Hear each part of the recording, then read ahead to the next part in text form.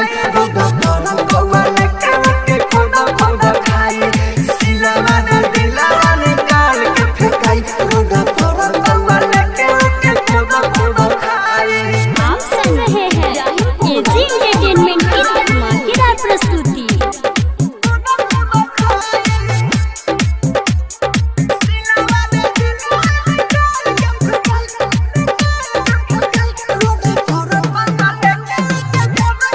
Mix by AG recording studio. रहले जवान में जवानी देखैले बेकार के कइले ते प्यार रे जिंदगी के हमारा बना देले राखी झूठ करैले इंतजार रे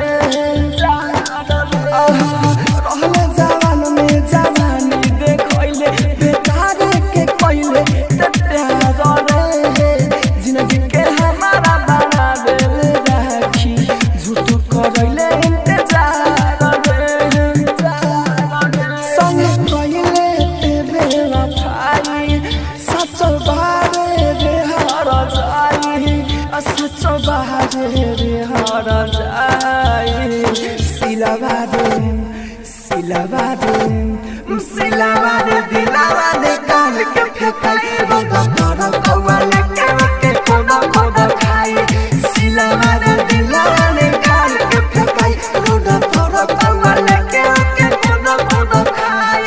आप सुन रहे हैं एजी एंटरटेनमेंट की धमाकेदार प्रस्तुति।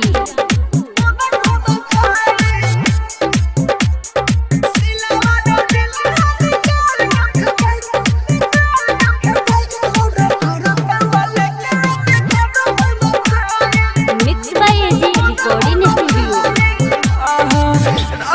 राजा धाने गुडू गोला देने के दिलवा रोवे तो के पावेला ऐसा न कइले संग ते घाटे खोजतानी अब भुलावे एला